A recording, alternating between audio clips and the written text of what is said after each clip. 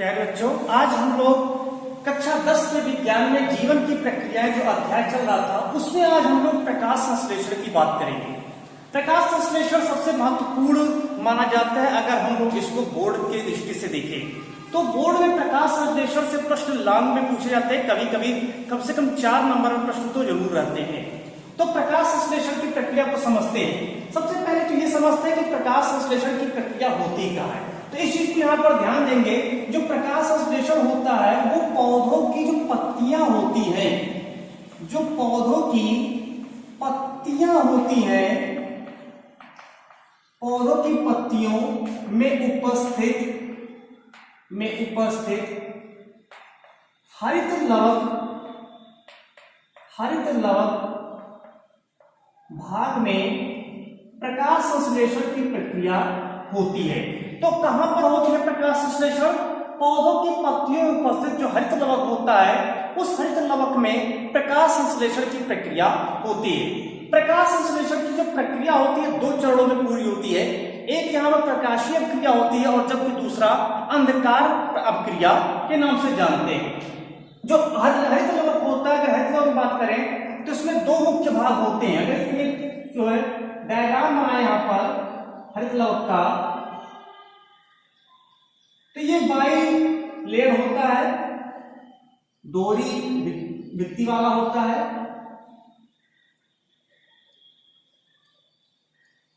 और इसमें जो है जगह जगह पर यहीं पर स्ट्रोमा लैम्बी पाया जाता है।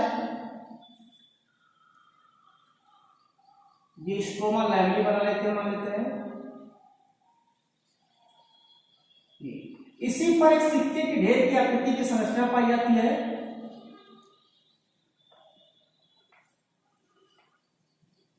ये हो गया। इसमें स्वयं का डीएनए होता है, राइबोसोम होता है, और इसके अलावा इसमें जो है तरल पदार्थ मैट्रिक्स भरा होता है। देखिए इसमें इंपॉर्टेंट क्या है, ये जो सिक्के के ढेर की संरचना को देख रहे हैं, एक को हम लोग थाइलेक्वाइड कहते हैं, इसी को ध्यान देना, एक को थाइलेक्वाइड कहते हैं, थाइलेक्वाइड। जबकि पूरे का समूह जो होता है इसको ग्रेना कहा जाता है। ठीक है, ये जो पूरा भरा होता है इसको कहते हैं स्ट्रोमा। हमें पूरे से मतलब नहीं है, जो हमें मतलब है यहाँ पर ग्रेना और स्ट्रोमा, क्योंकि यहाँ पर जो पूरे प्रकाश संश्लेषण की प्रक्रिया होती है ये हरित लवक के ग्रेना और स्ट्रोमा भाग में ही संपन्न होती है। तो जो हरित लवक में ये पूरी प्रक्रिया होती है इसको हम कह सकते हैं कि ऐसे हम लोग परिभाषा की बात करें कि प्रकाश संश्लेषण की परिभाषा क्या होगी, तो कह सकते हैं वायुमंडलीय CO2 तथा मृदीय जल प्रकाश की उपस्थिति में हरित लवक की प्रकाश की उपस्थिति में पर्णहरित की सहायता से भोज्य पदार्थों के निर्माण करने की प्रक्रिया को प्रकाश संश्लेषण कहा जा सकता है। यानी क्या क्या इसमें आएगा, एक तो आएगा परिभाषा, यहाँ पर लिख दे रहे हैं परिभाषा, वायुमंडलीय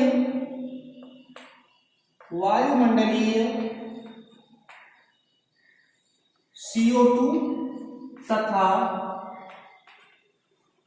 मृदीय जल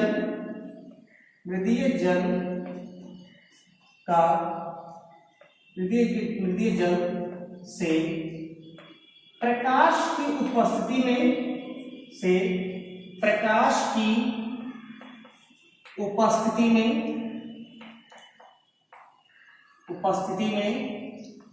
पर्णहरित की सहायता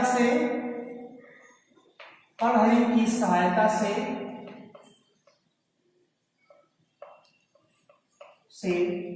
कार्बनिक पदार्थ, यही कार्बनिक पदार्थ जो है जिसे हम भोज्य पदार्थ भी कह सकते हैं, कार्बनिक पदार्थ निर्माण करने की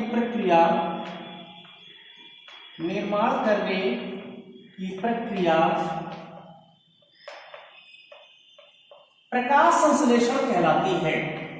प्रकाश संश्लेषण कहलाती है।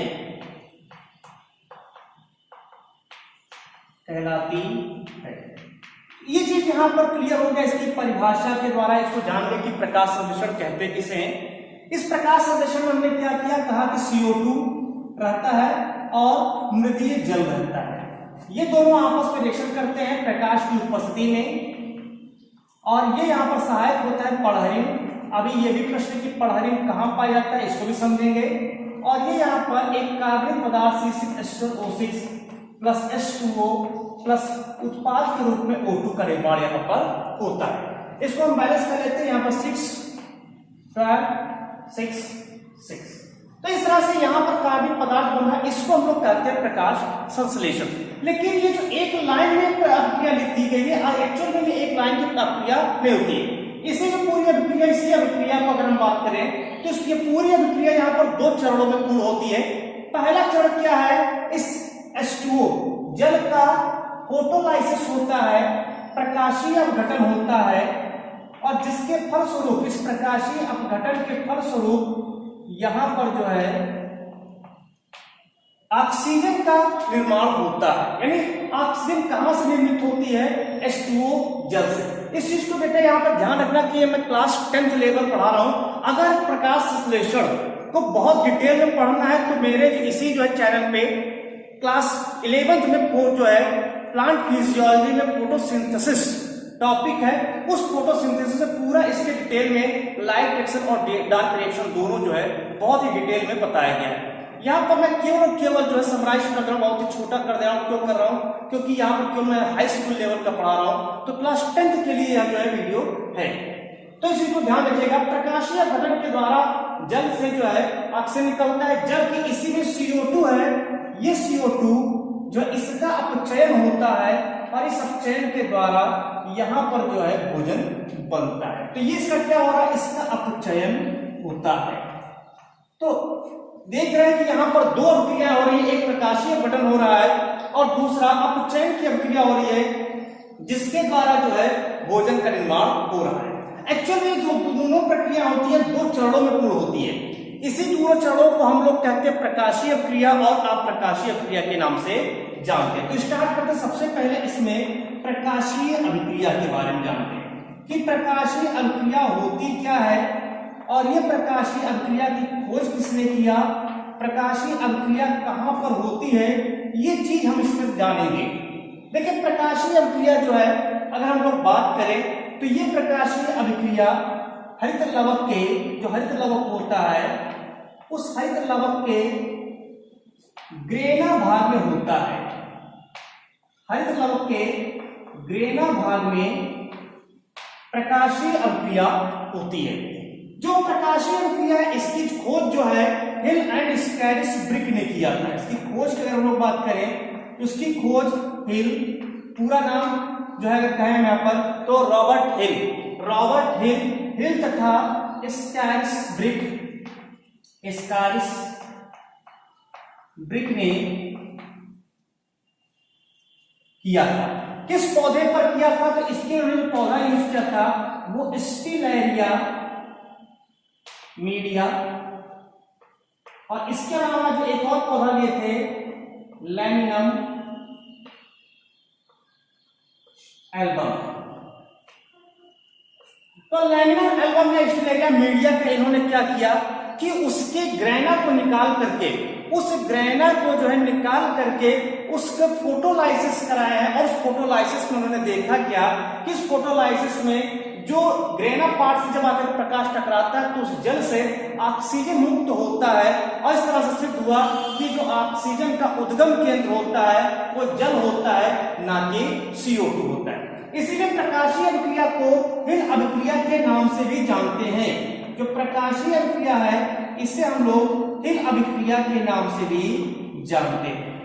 इस प्रकाशीय अभिक्रिया की बात करें तो अगर इसको बहुत डिटेल पढ़ेंगे तो वहां पर इसमें PS सेकंड PS फर्स्ट पढ़ाया जाएगा, यानी photo system second and photo system first पढ़ाया जाता है।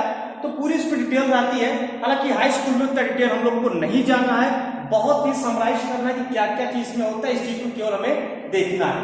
तो हिल अभिक्रिया में अगर हम लोग बात करें तो इस पूरी प्रक्रिया में यहाँ पर जल का प्रकाशीय अपघटन होता है। कैसे होता है कि इसको हम अगर प्रूव करना चाहें तो कैसे प्रूव कर सकते हैं, तो ये यहाँ पर देखेंगे कि सबसे पहले जो 4H2O होता है, ये 4H2O 4H positive plus 4OH negative में यहाँ पर ये टूट जाता है।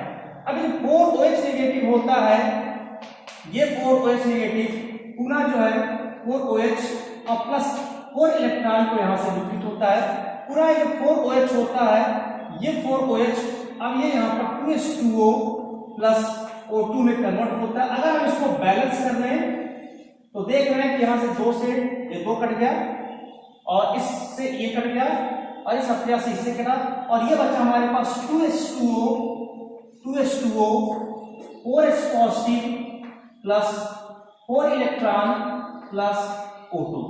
तो इस तरह से यहां पर देखें कि जो ऑक्सीजन के एक अणु का निर्माण हो रहा है वो ऑक्सीजन के एक अणु का निर्माण 2H2O से हो रहा है, यानी कि जल के 2 अणु से हो रहा है। अतः यहाँ पर 6 ऑक्सीजन के जो होते हैं अणु का उत्सर्जन हो रहा है या उत्पादन हो रहा है वो किससे हो रहा है 12H2O से होगा, इसके 2 गुने से होगा। तो ये समीकरण यह प्रूव करता है कि जो H2O है इस H2O के द्वारा ही ऑक्सीजन यहाँ पर मुक्त होता है। इस प्रक्रिया को लोग प्रकाशीय अपघटन कहते हैं। अब ये जो पूरी प्रक्रिया जो यहाँ पर हाइड्रोजन प्राप्त किया है प्रोटॉन जिसको कह सकते हैं, ये 4H पॉजिटिव अब जाता है, एक जो है रिडक्शन होता है इसका, और इस रिडक्शन की प्रक्रिया में जो H पॉजिटिव है 4H पॉजिटिव ये यहाँ पर 2NADP से क्रिया करता है और ये यहाँ पर इस NADP चूंकि एक जो है रिड्यूस्ड जो एंजाइम है इसका रिडक्शन करता है और ये यहाँ पर जो है NADPH2 में परिवर्तित कर देता है। तो इस तरह से और ये मॉलिक्यूल्स हो गया 2। तो इस तरह से इसका अपचयन हो जाता है, ये आकर के इसका अपचयन करता है और बाकी जो ऑक्सीजन होता है वो ऑक्सीजन इस उत्पाद के रूप में बाहर निकल जाता है। अब ये जो NADPH2 बना है ये NADPH2 क्यों नहीं बनता है इस प्रकाशीय क्रिया में? प्रकाशीय क्रिया में जो ADP होता है ये ADP और प्लस इनऑर्गेनिक फॉस्फेट जुड़ता है और ये ATP प्लस यहाँ पर जो है H2O का निर्माण करता है। अब यही क्वेश्चन यहाँ पर कि सर H2O कहाँ से आया, ये क्वेश्चन है कि ये H2O यहाँ से आ रहा है तो देख सकते हैं यहाँ पर 6H2O है क्योंकि यहाँ पर 6 ATP बनता है इसलिए यहाँ पर 6H2O यहाँ पर रिमूव हो रहा है। एक चीज को यहाँ पर हम लोग समझेंगे, हालांकि बहुत ज्यादा डिटेल में जाना नहीं है, जैसा कि इंटर में डिटेल में इसको पढ़ा चुके हैं, लेकिन ये हाई स्कूल के लिए इतना समझना है कि किस प्रकार से कौन सी अभिक्रिया हो रही है। तो H2O कहाँ से आया? जब ADP से ATP बनता है उस ATP प्रक्रिया में। इस प्रक्रिया को क्या कहते हैं? तो इस प्रक्रिया को कहते हैं यहाँ पर फोटोफॉस्फोरिलेशन या इसको कह सकते हैं प्रकाश फास्फोरिलीकरण। प्रकाश फास्फोरिलीकरण के नाम से इसको जानते हैं। तो ये प्रक्रिया यहाँ पर प्रकाश फास्फोरिलीकरण होता है और इसमें जो है जो NADPH2 बना या ATP बना है अब इसका यूज होगा डार्क रिएक्शन में। तो ये हमारा लाइट रिएक्शन था, बहुत ही इसको समराइज कर दिया, बहुत ही शॉर्ट में पढ़ा रहे हैं।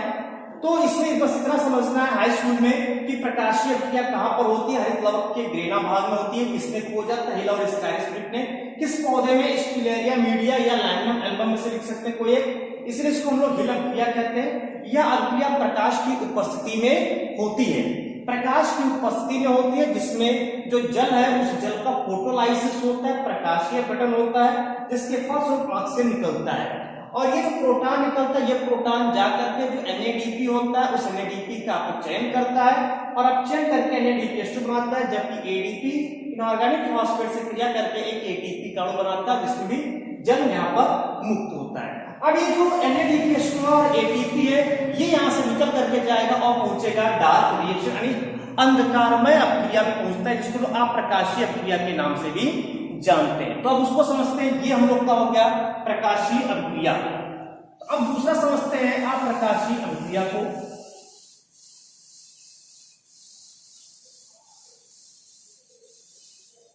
सेकेंड है अप्रकाशीय अभिक्रिया। अप्रकाशीय अभिक्रिया इसे हम लोग लाइट इंडिपेंडेंट रिएक्शन भी कह सकते हैं, इंग्लिश में लाइट इंडिपेंडेंट रिएक्शन भी कह सकते हैं इसको। इसके कई नाम है, इसको डार्क रिएक्शन भी कहा जा सकता है, इसको ब्लैकमैन रिएक्शन भी कहते हैं। क्यों ब्लैकमैन रिएक्शन कहते हैं? क्योंकि इसकी जो खोज है, इसकी खोज ब्लैकमैन ने किया था, इसकी खोज जो है ब्लैकमैन ने किए थे, इसीलिए इसको जो है ब्लैकमैन रिएक्शन के नाम से ब्लैकमैन अभिक्रिया के नाम से जानते हैं। चूंकि यह प्रकाश की अनुपस्थिति में प्रक्रिया होती है, इसीलिए इसको हम लोग अप्रकाशीय क्रिया कहते हैं। लेकिन ऐसा नहीं है कि ये केवल प्रकाश की अनुपस्थिति में हो सकता है, ये प्रकाश की उपस्थिति में भी हो सकता है। इसीलिए इसको हम लोग जो लाइट इंडिपेंडेंट रिएक्शन के नाम से भी जानते हैं, प्रकाश स्वतंत्र अभिक्रिया के नाम से इसको जो है जानते हैं। यानी कि प्रकाश अनुपस्थित तब भी अभिक्रिया होगी, यदि प्रकाश उपस्थित भी तब भी अभिक्रिया हो सकती है। तो ये प्रक्रिया यहाँ पर ध्यान रखिएगा।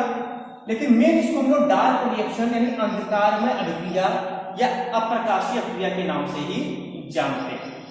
ये जो अप्रकाशीय अभिक्रिया है यह कहां पर होती है, इसकी बात करें तो यह जो अभिक्रिया होती है यह हरित लवक के स्ट्रोमा भाग में होता है।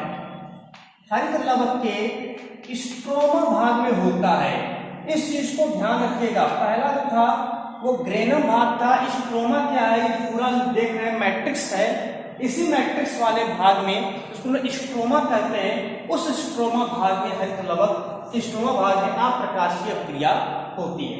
इसकी खोज ब्लैकमैन ने किया था, इसीलिए इसको जो ब्लैकमैन रिएक्शन के नाम से भी जो है जानते हैं। देखिए जो अप्रकाशीय क्रिया होती है, इस अभिक्रिया में यहाँ पर CO2 का अपचयन होता है और CO2 के अपचयन से यहाँ पर भोजन का निर्माण होता है। इस चीज को ध्यान रखिएगा, यानी CO2 का अपचयन होगा और CO2 के अपचयन से यहाँ पर भोजन का निर्माण होता है। क्योंकि इसमें हम लोग कई प्लांट्स पढ़ते हैं, जैसे C3 साइकिल पढ़ते हैं, C4 साइकिल पढ़ते हैं, कैम साइकिल पढ़ते हैं। अगर हम 10th की बात करें तो 10th में ऐसा कुछ भी नहीं कि वो C3 प्लांट्स के बारे में ही यहाँ पर वही थोड़ा सा बहुत ही थोड़ा सा C3 प्लांट्स के बारे में डिटेल आपको नहीं मिलेगा। डिटेल आपको अगर चाहिए तो क्लास 11 के जो प्लांट फिजियोलॉजी वाले टॉपिक में फोटोसिंथेसिस का डार्क रिएक्शन एक अलग से पढ़ाया गया है। यहाँ पर हमें चुटकी बस इतना समझना है कि यह अभिक्रिया कैसे संपन्न होता है। तो यहाँ पर केवल C3 प्लांट्स के बारे में ही बताया जा रहा है, और वो भी बहुत ज्यादा नहीं, क्योंकि हाई स्कूल लेवल है तो बहुत ही थोड़ा बहुत उसे समझना चाहिए। अब प्रकाशीय अभिक्रिया में मैंने कहा कि यहाँ पर CO2 का चयन होता है और ये यहाँ से भोजन का निर्माण करता है। कैसे होता है प्रक्रिया, इसको भी समझ लेते हैं। सबसे पहले इसमें जो इसके स्ट्रोमा भाग है, इसी स्ट्रोमा भाग में पहले से यहाँ पर एक बना रहता है राइबोलोज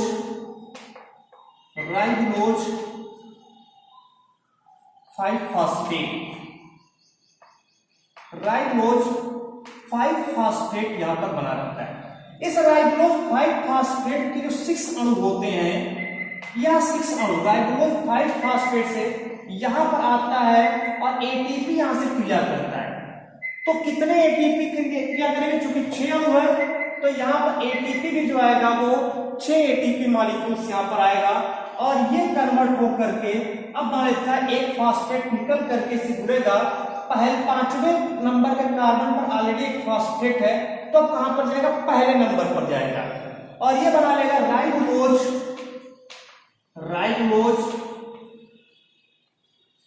1,5-बाइफास्फेट और प्लस यहां पर एडीपी मुक्त होगा।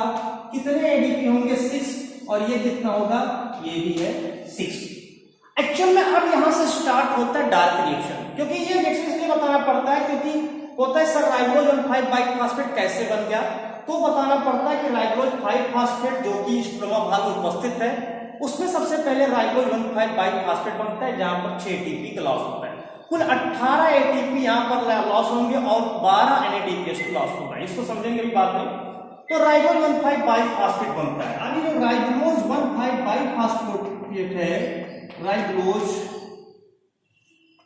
1,5-बाइफास्फेट है, इसके 6 अणु, क्योंकि 6 अणु बना है, प्लस यहां पर आप देखिए ये प्रक्रिया सबसे महत्वपूर्ण अभिक्रिया मानी जाती है। यही अभिक्रिया सबसे महत्वपूर्ण मानी जाती है क्योंकि यही से हम लोग प्रूव करेंगे कि इसको C3 साइकिल क्यों कहते हैं। अब यहाँ पर कार्बोक्सिलेशन की प्रक्रिया होगी, CO2 और H2O यहाँ पर आएगा, जो CO2 और H2O, लेकिन मॉलिक्यूल्स कितने हैं, 6 आएंगे क्योंकि 6 CO2 यहाँ पर है और 6 H2O यहाँ पर क्यों आएगा, और ये क्योंकि 6 अणु है, तो 6 अणु है तो 6 चक्र में चला तो 6 CO2 यहाँ पर आएगा और ये पहला कार्बोक्सिलेशन की प्रक्रिया हुई और इस कार्बोक्सिलेशन की प्रक्रिया में अब ये यहाँ पर जो राइबोज 1,5 बाइफॉस्फेट है ये 3-फॉस्फोग्लिसरिक एसिड में कन्वर्ट हो जाता है। ये चीज यहाँ पर देखेंगे, ये कन्वर्ट हो जाता है 3-फॉस्फोग्लिसरिक एसिड। इसको इंग्लिश में लिख दे रहे हैं,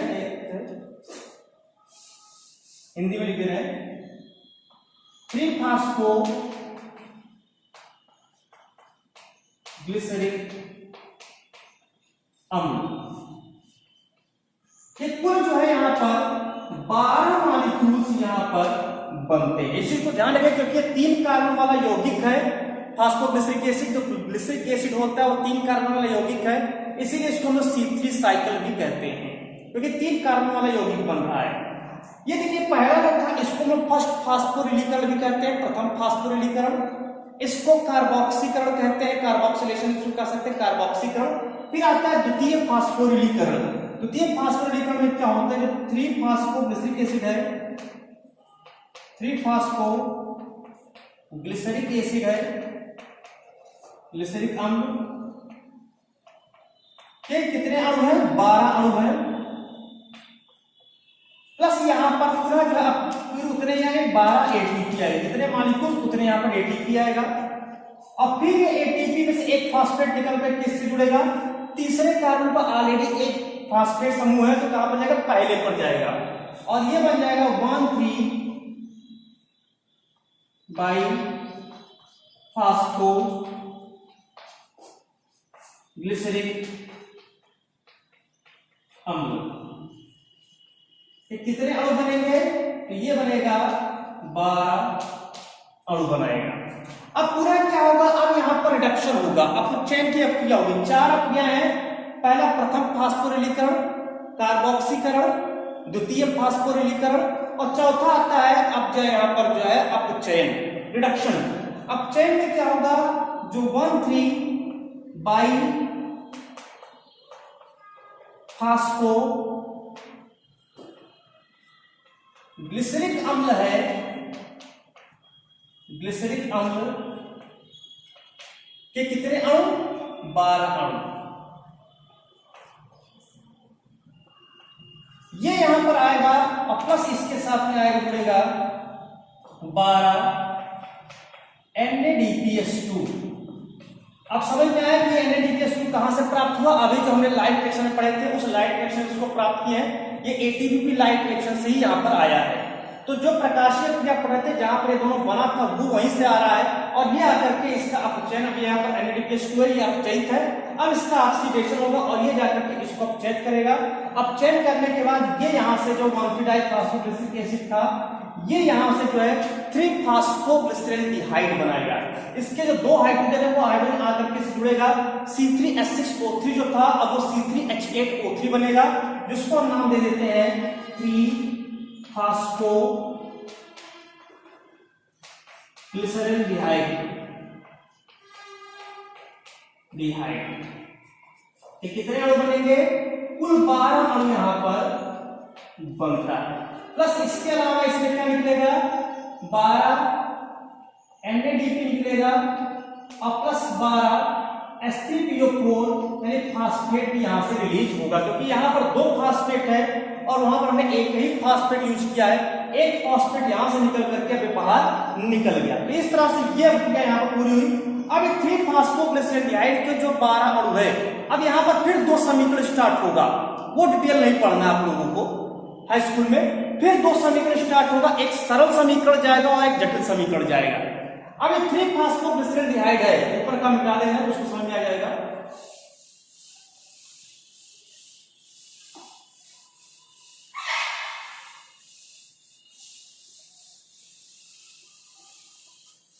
अब यहां पर जो देख रहे हैं कि 3-फॉस्फोग्लिसरॉल्डिहाइड के कुल 12 अणु बने हैं। इस 3-फॉस्फोग्लिसरॉल्डिहाइड के 3-फॉस्फोग्लिसरॉल्डिहाइड के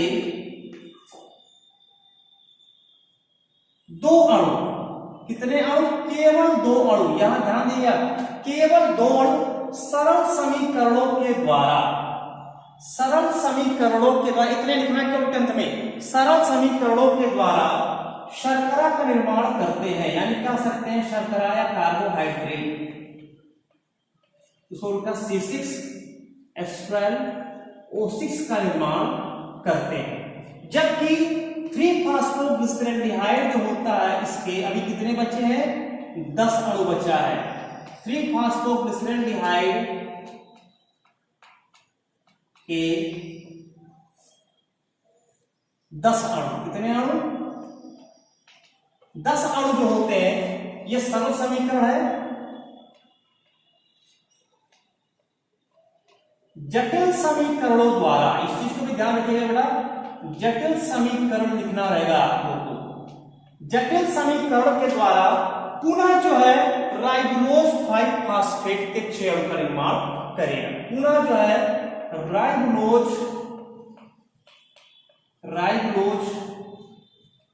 5-फॉस्फेट के 6 अणु का निर्माण करता है। इसको हम कहते हैं रीजनरेशन। तो ये यहाँ पर इसको रीजनरेशन कहते हैं, इसी को ध्यान रखिएगा। अगर इसको बहुत डिटेल में आपकी पढ़ने की इच्छा है कि कैसे ये बना है, तो उसका मैं पहले बता चुका हूँ कि प्रकाश संश्लेषण के, अगर जाएंगे क्लास 11 के प्लांट फिजियोलॉजी के, प्रकाश संश्लेषण के डार्क रिएक्शन को आप पढ़िएगा। इसी चैनल पर आपको ये वीडियो मिल जाएगा, तब वहां पर आप इसको बहुत डिटेल में पढ़ सकते हैं कैसे ये बना है। पूरा इसमें 9 समीकरण यहाँ पर आएगा। तो राइबोज 5-फॉस्फेट के फिर से 6 अणु में प्राप्त हो गए। तो ये प्रक्रिया यहाँ पर चलती रहती है। एक्चुअली जो पूरी, अगर हम बात करें कि पूरे के पूरे डार्क रिएक्शन जो होता है, वो पूरा डार्क रिएक्शन 3 चरणों में होता है। पूरा जो अप्रकाशीय क्रिया है वो कुल यहाँ पर 3 चरण यहाँ पर हो रहा है। देख भी सकते हैं कि 3 चरण यहाँ पर कौन कौन से हो रहे हैं। अगर इसको समझा जाए तो पहला कार्बोक्सिलीकरण, दूसरा है यहाँ पर अपचयन, और तीसरा है रीजनरेशन, पुनरुत्पादन। यानी पहला क्या है, कार्बोक्सिलीकरण,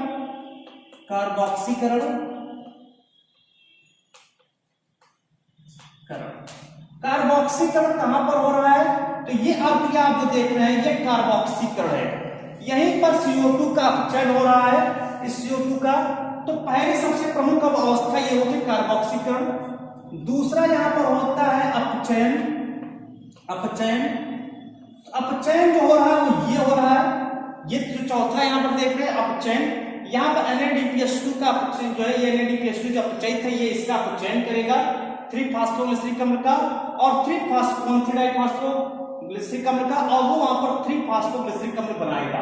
और तीसरा है यहाँ पर पुनरुत्पादन। ये पुनरुत्पादन जो होता है, आप देख रहे हैं ये जो प्रक्रिया हम बनाए हैं, ये होता है पुनरुत्पादन का। तो ये पहला हो गया, ठीक है, ये दूसरा क्रिया, और ये तीसरा। तो इस तरह से कार्बोक्सीकरण ये प्रक्रिया होती है। इसको आप अलग से भी लिख सकते हैं, कार्बोक्सीकरण को एक रिएक्शन लिख करके, अपचयन को ये रिएक्शन लिख करके, और पुनरुत्पादन को ये रिएक्शन लिख करके आप यहाँ पर जो है इसको कंप्लीट कर सकते हैं। तो ये जो पूरा था, ये था जो है लाइट रिएक्शन और डार्क रिएक्शन का प्रकाश संश्लेषण। अब प्रकाश संश्लेषण की अगर हम लोग बात करें तो प्रकाश संश्लेषण में इसको नाम क्या दिया गया है, एक्चुअली C3 साइकिल, इसको लोग कैल्विन बेंसन साइकिल के नाम से भी जानते हैं। इन तीनों को जो है सम्मिलित किसका, इसको लोग कहते हैं कैल्विन बेंसन चक्र के नाम से इसको जो है जानते हैं।